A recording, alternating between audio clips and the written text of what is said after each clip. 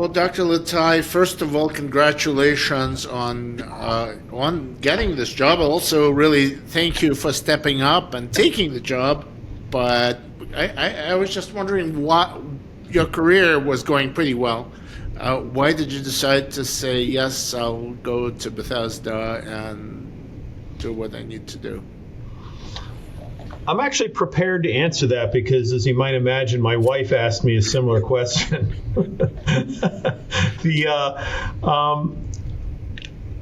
So part of me thinks, like, how could you not?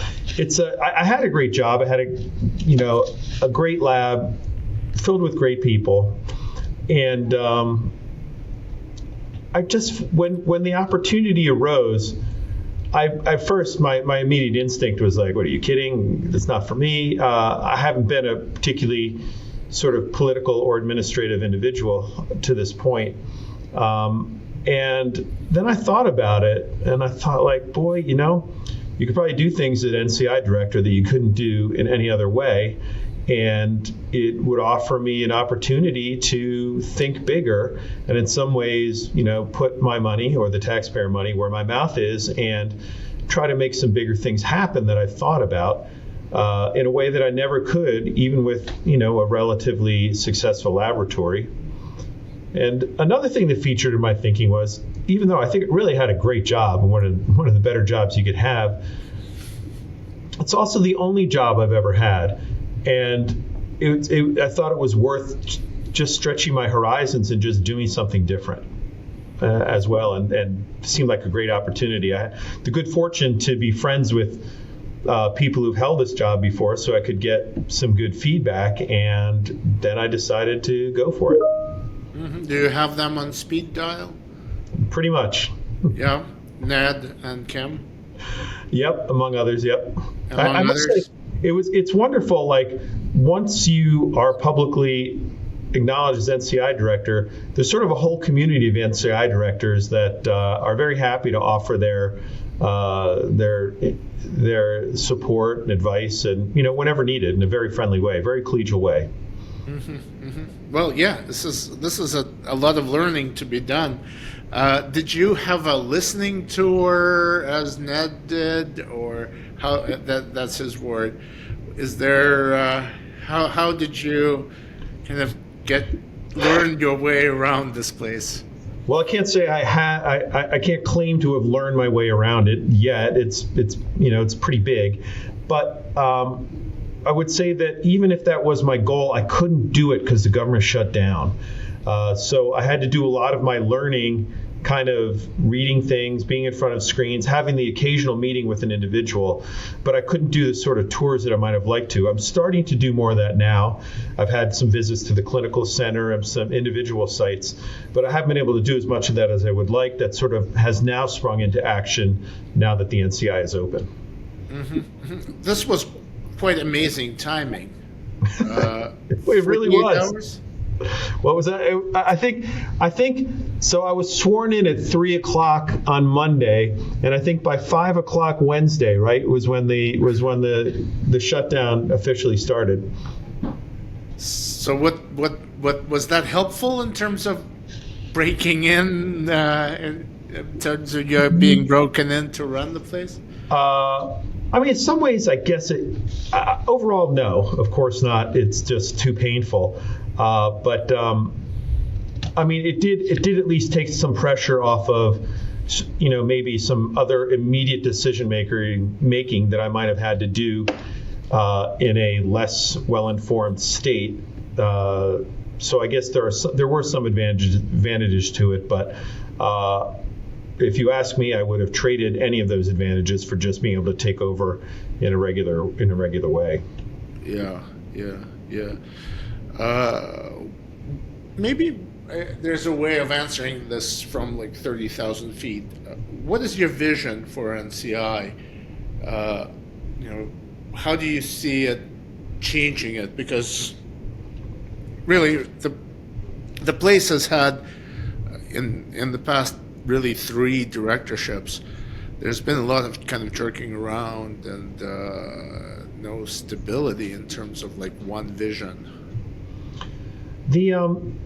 In talking, I've talked to as you might imagine, to the last 3 directors, Yes. and I think they're probably more united by sharing a lot of similar priorities rather than separated by it.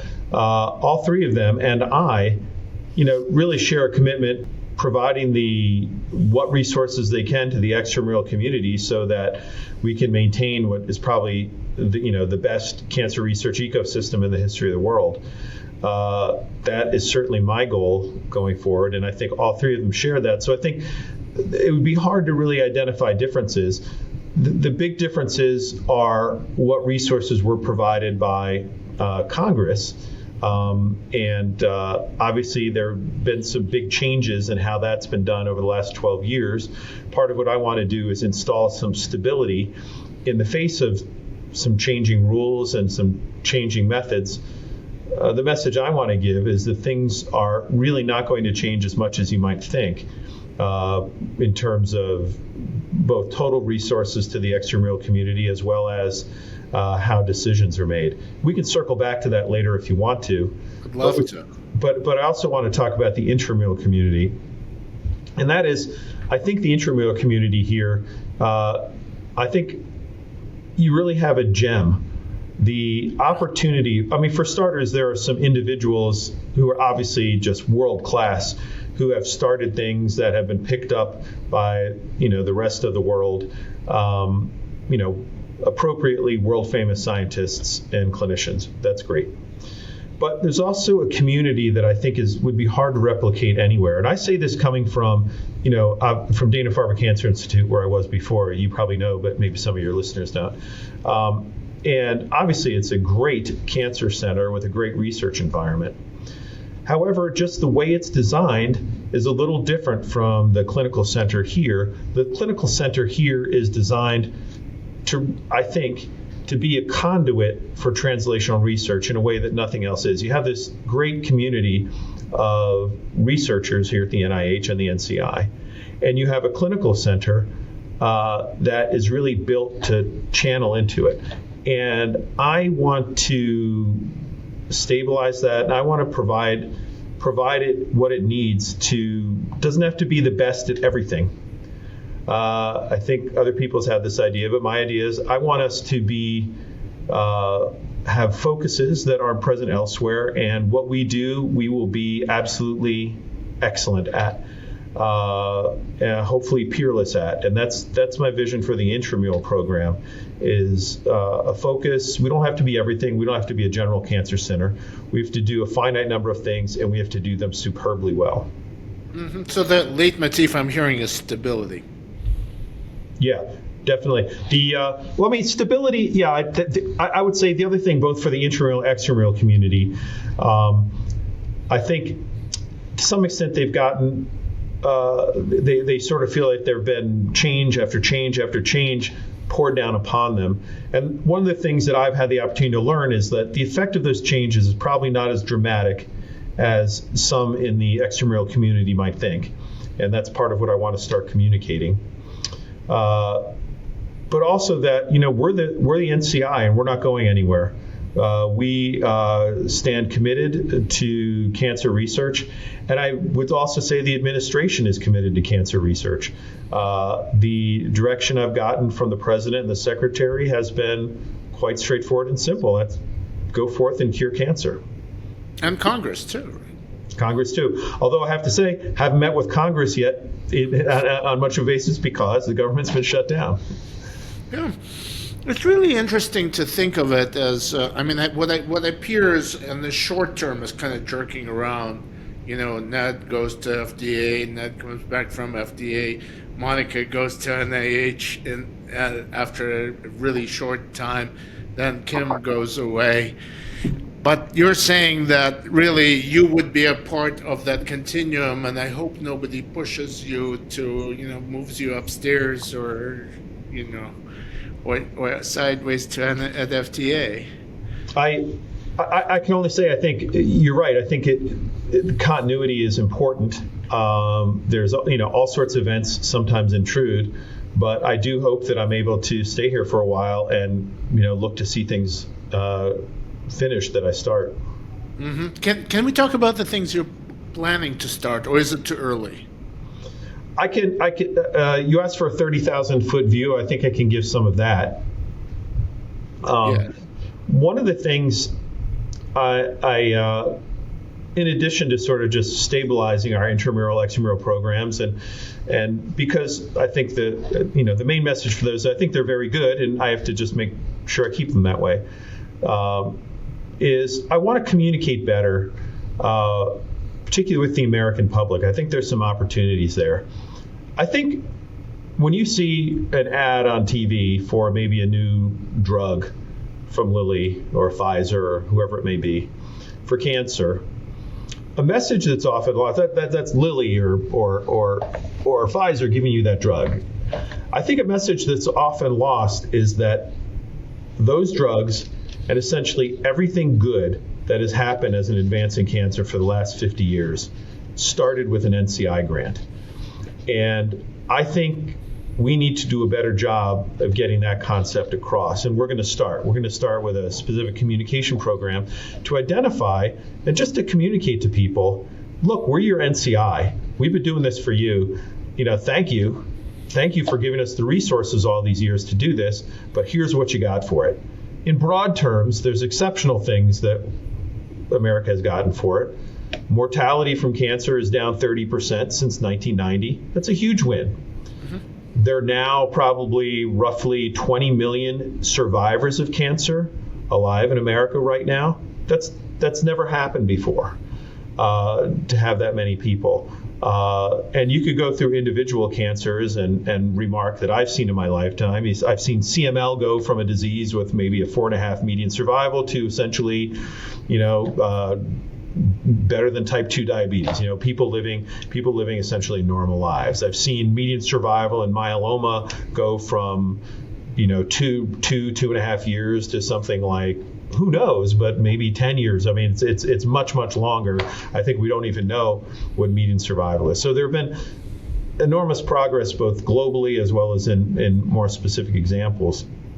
We just need to communicate that better. That didn't happen by accident. That happened with taxpayer funding, superb research that then got translated by committed investigators to successful programs that eventually turned into that drug or that CAR T cell or that injection.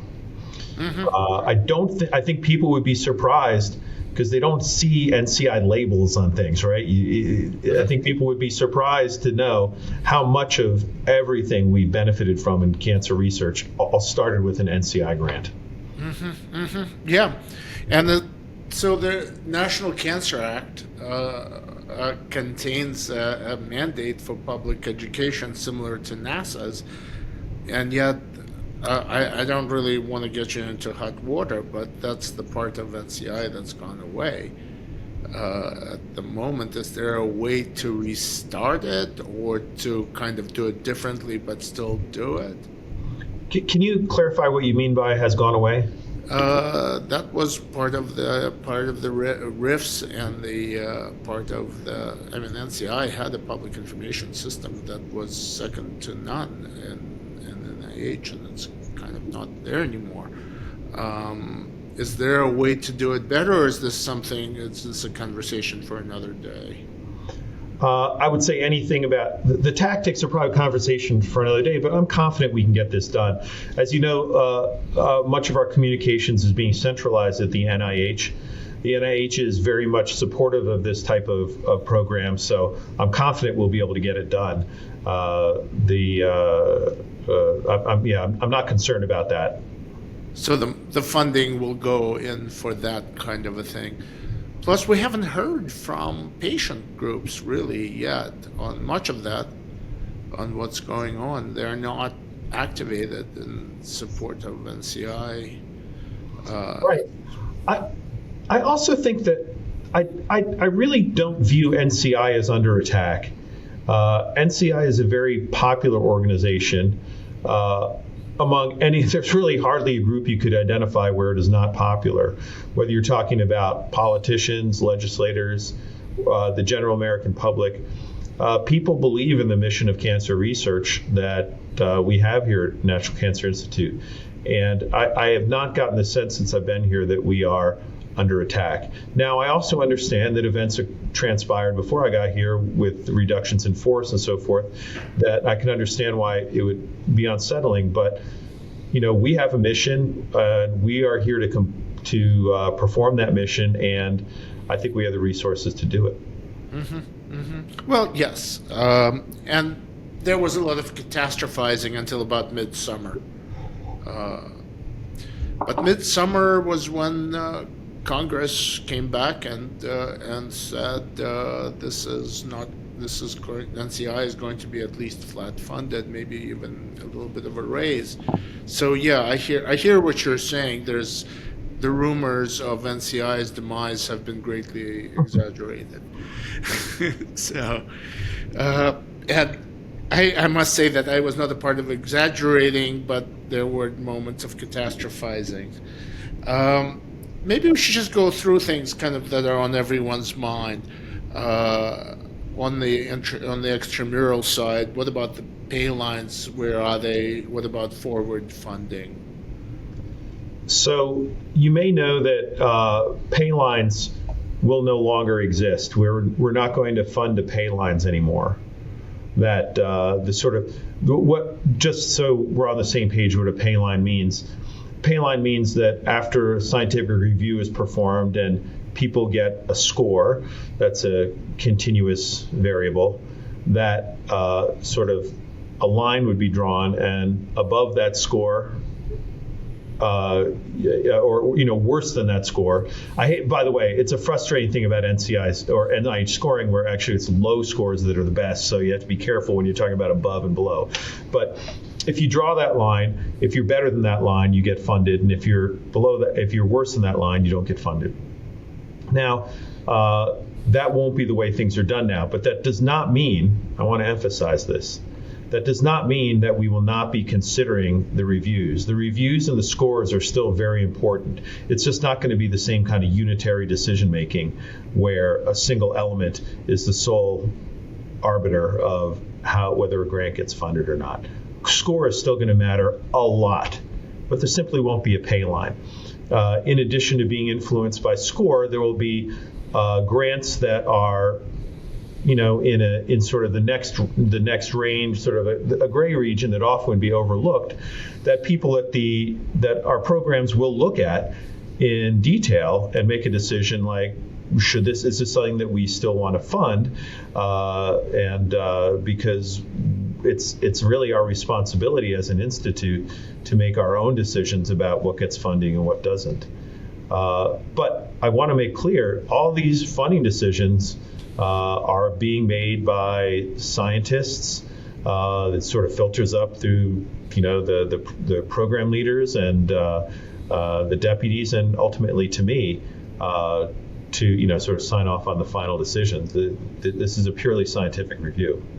So it's scientific criteria only.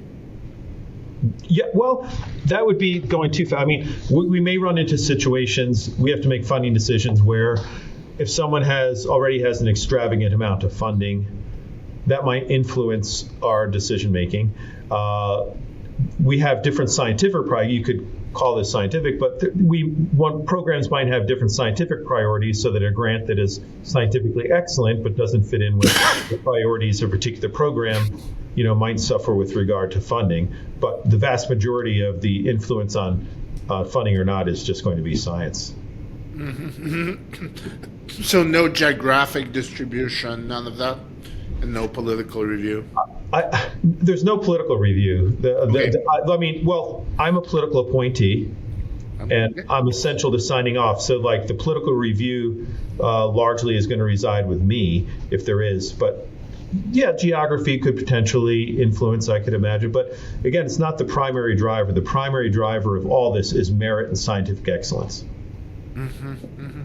Yeah, it's often forgotten that politics isn't really how all of this works in science, and the public doesn't always get that.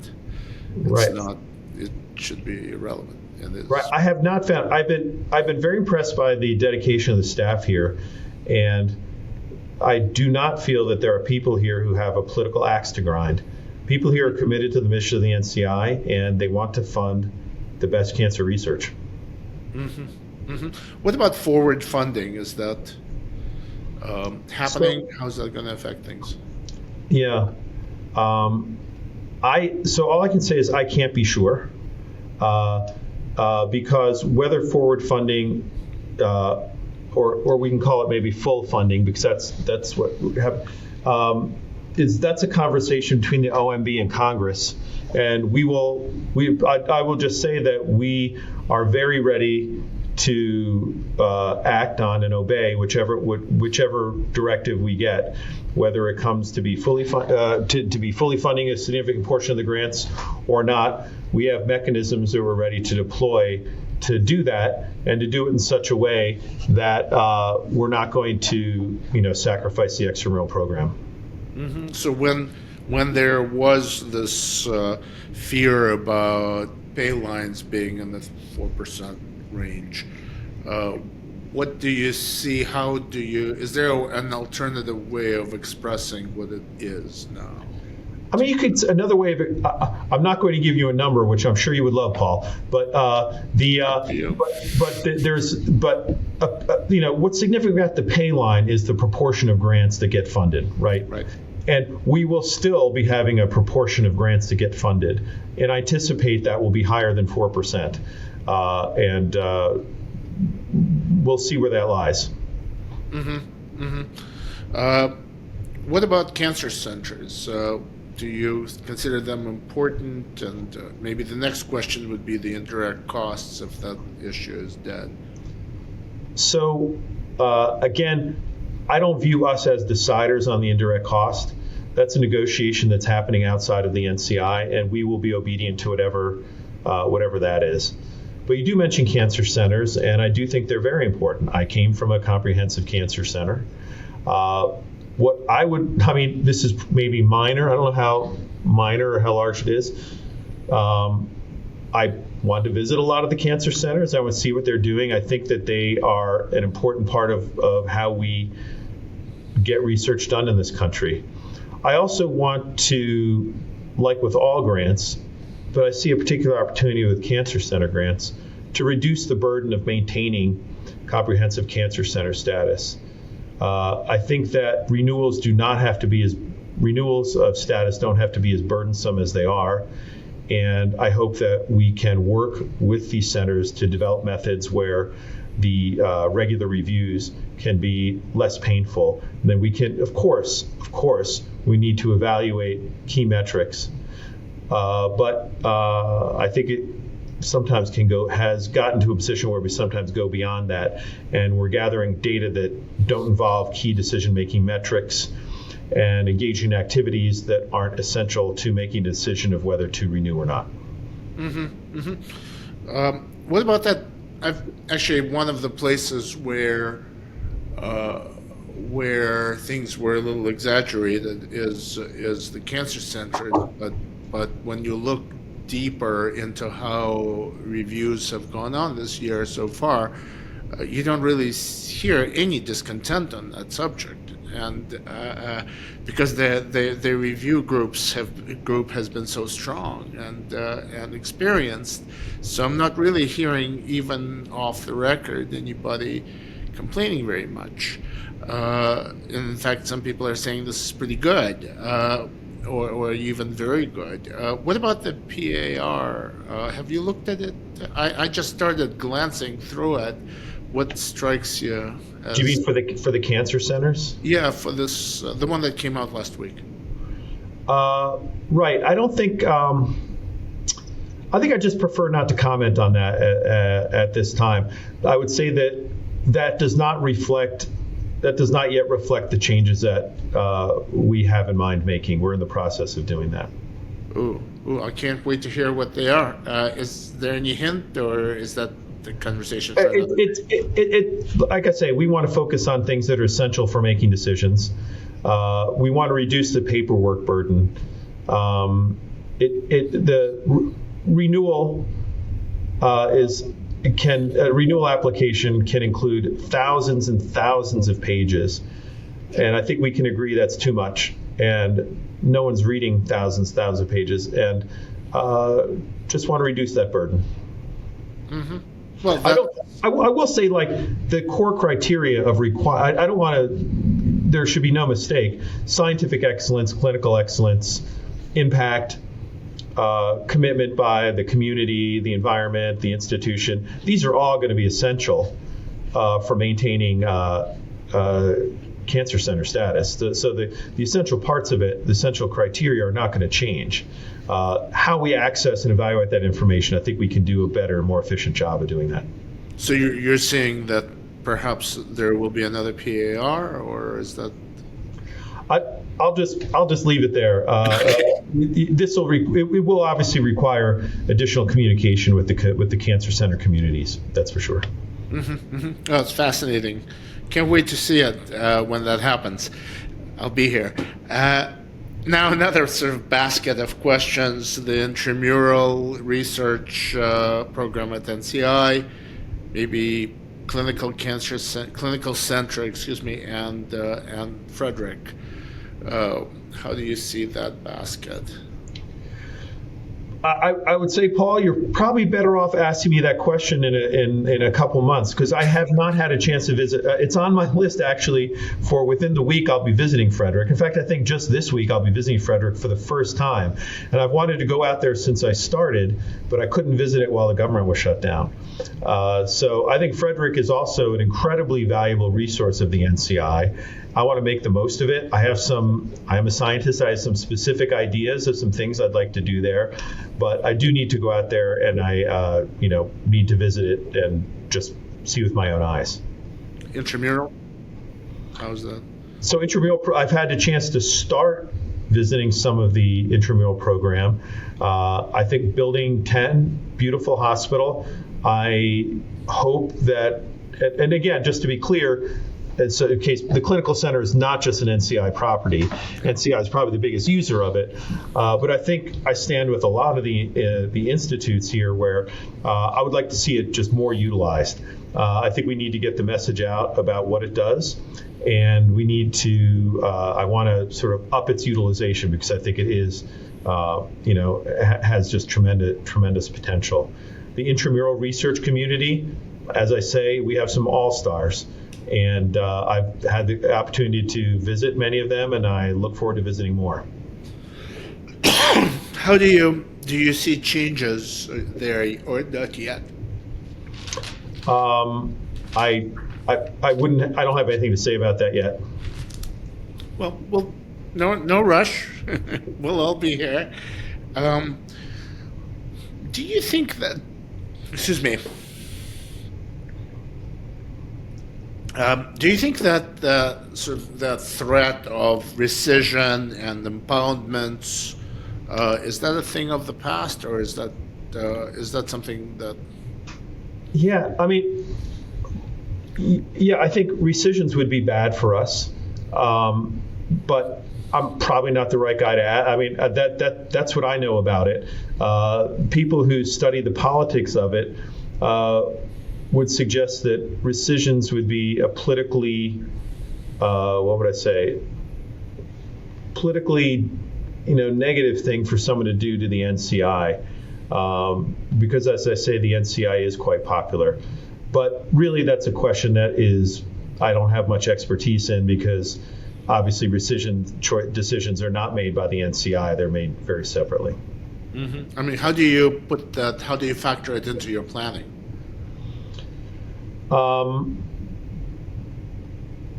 would say that until we hear that there are rescissions, we don't plan on there being rescissions. We plan on enacting the budget that Congress grants us, which is actually kind of wonderful. It's flat's not wonderful, but flat is better than 40% cut by roughly 40%. It looks like you may have some extra money to deploy at the end of this process. What are your thoughts on how you might deploy that? I do not want to count my chickens. No matter what resources we have, the NCI mission is not going to change. If we get extra resources, we will do more of the best things. I think there would it potentially involve funding more extramural grants? Yes, I think it would. It might allow us to engage in bolder, bigger initiatives. Something else that we could do. As I say, I have some specific ideas I would like to carry forward, either in some combination of the intramural program and at Frederick. More money would make that easier, would make that more possible. I think, so it's hard to be more exact until you actually have the money and see how much it is. It's a little hard to know what you would do with it because the scale is so important for a question like that. It's interesting. You mentioned some specific things you'd like to do. Is that something you would reveal later, or is that something you can share? I could talk to you about it now. So, I mean, so one thing I would say is I think that anyone who's followed cancer, progress in cancer over the last decade, we'll see that some of the most exciting things that we've been able to do recently is harnessing the immune system to combat cancer. And what's really exciting is there are instances of different types of immune therapies, and I'm lumping together, cellular therapies like CAR T cells, maybe NKs, even myeloid cells moving forward, or checkpoint blockade. There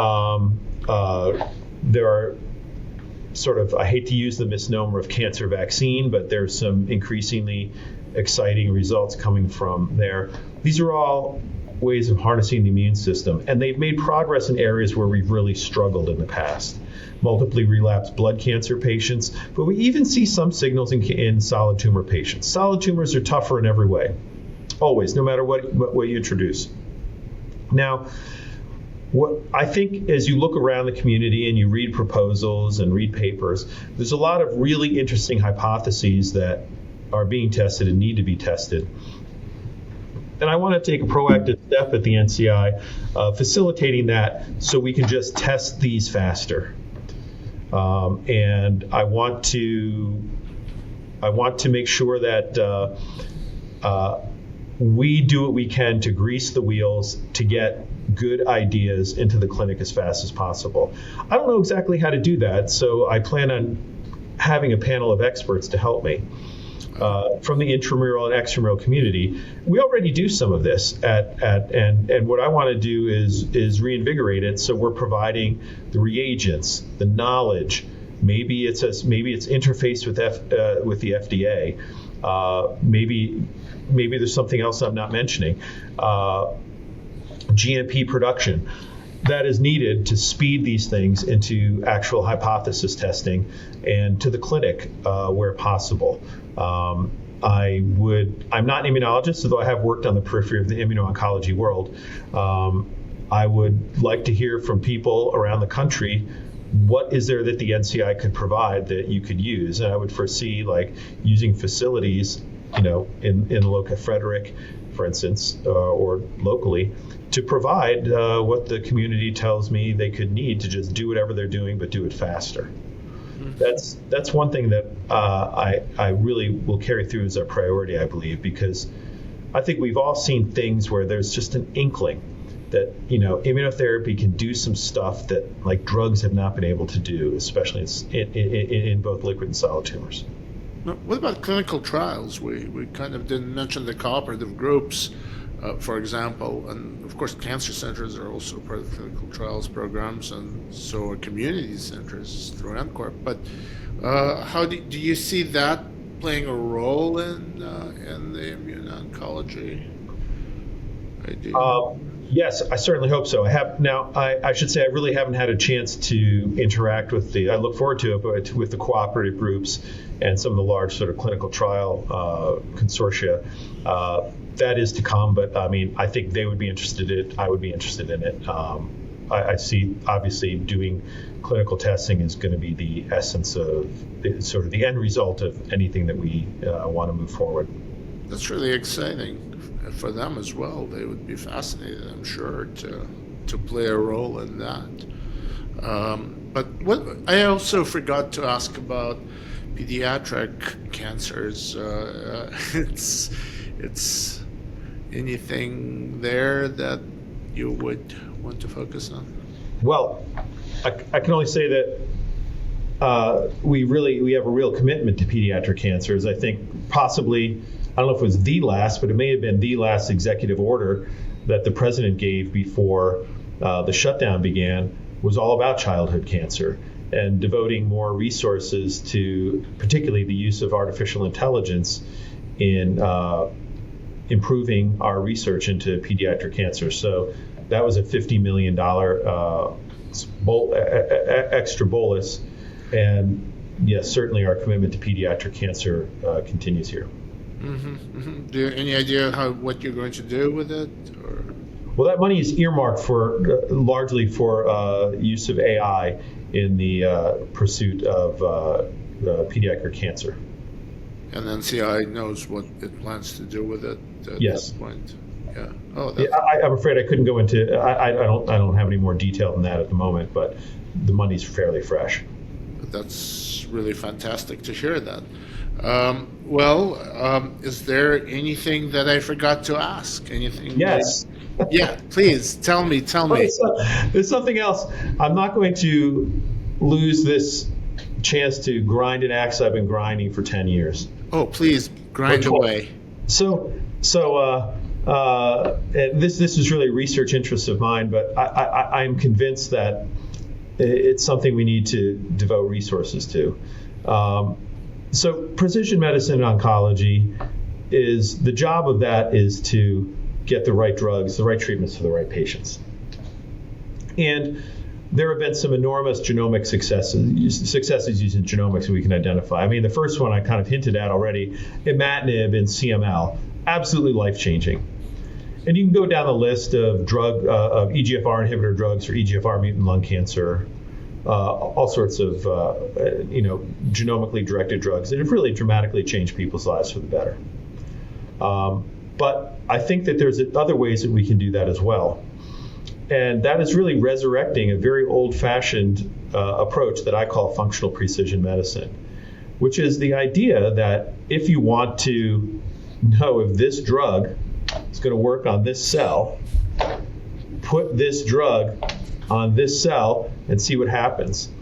Now, it's very simplistic, and I think that a lot of the reason why that obvious idea that has been exploited by microbiology for 80 years has fallen by the wayside in cancer is because we lacked a lot of technical capacity. To do that right, you need to be able to evaluate single cells. You need to be able to do at least short-term ex vivo culture rapidly and do it properly. And also, for it to be worthwhile, you have to have more than one drug to choose from. I think there was an effort that you could call this ex vivo chemosensitivity testing, probably reached its apex in the late 90s. And it struggled, I think, partly because of technical challenges, but also because there weren't a lot of drugs to choose from. So if you identified someone as platinum sensitive or not, it's sort of useful, but it's not as useful as if you could choose from a panel, for instance.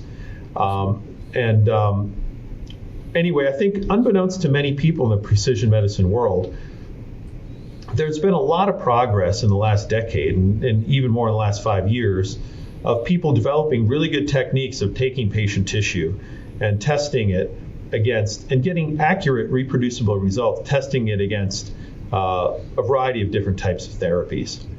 And I think it's time that we made a real commitment to this. And one of the things I want to do is set up, I think what we need is a little bit of nucleating activity. And I want to set up a nucleus for that here at NCI so that we can provide the resources to get this started and do the critical proof of principle testing to make this more available to the outside world and to make it more of a routine test. I think one of the challenges we face is in order to do this, we need to have fresh living biopsy tissue. And it needs to be directed specifically towards a test like this. And I want to, provide enough convincing information. I think if you read the literature, there's plenty of convincing information already. But I want to provide more of that so that it becomes more of a standard for people to think about testing living tissue directly with therapeutics. And this works with organoids, right? It could. It's actually not what I have in mind. It does work with organoids. The challenge with organoids is that it's harder. That requires the establishment of a long-term culture that you can't count on in a lot of different diseases. A good example is like prostate cancer. You cannot make organoids. And there's plenty of other cancers where the success rate falls below 50%. So organoids might be part of the answer, but you got to have a solution also for those samples, those diseases where you have trouble forming organoids. And there's a lot of different techniques. This would be, a 1-hour lecture on a different day. But there's a lot of different techniques, both in 2D and 3D, for testing things more rapidly without having to develop a complex sort of 3D long-term culture like an organoid usually requires. But don't get me wrong, there's also a lot of good work in organoids doing exactly what I'm describing. I just want to make the point that they're not the only way to skin this cat. I'm wondering to what extent how large a program can that be? Can it be a sort of a partially an organizing principle for a lot of programs, or is it one boutique? Well, I would like to see it set up in a way that it would serve both the extramural and intramural community here.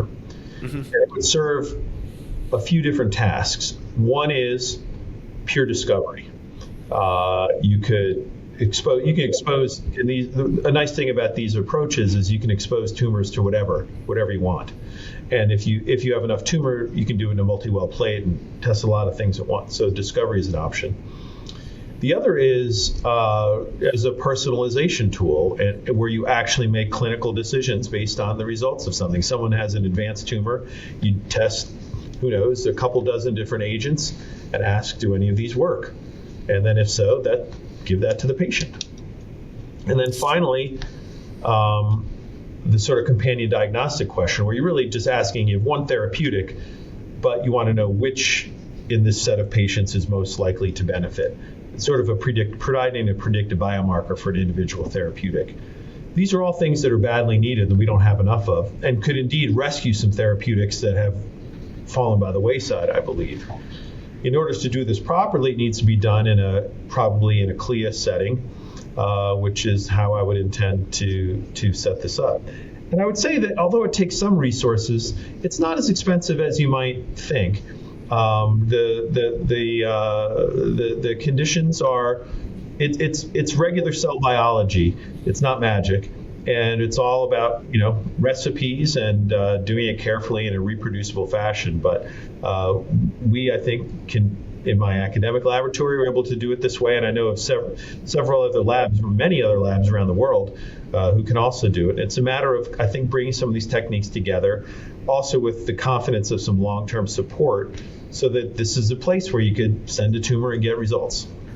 When do you plan to do that 1-hour lecture? Because I've given that 1 hour. You've missed out, Paul. I've given that 1 hour lecture many times over the past 5 years, and time will tell how my NCI duties permit me to give that sort of lecture anymore. So I don't have a time in mind. Yeah, it would be interesting to have that. If we would certainly we could certainly refer to it if there is a video of it, so people could find it. If so, please shoot it to me if you have a link. Great question. I can refer you by searching my name. I can refer you to some good written material. I've written some good, I think, with others, some good reviews on the topic, and I could share those with you. Actually, since you bring it up, let me plug. I actually helped co-found a society that's all about this, and I realized they have ample. They would never forget me if I forgot to do that. They have ample recorded lectures on this topic, because since COVID we've had a monthly lecture series, and you can go to our website, and I'll mention it here, sfpm.io,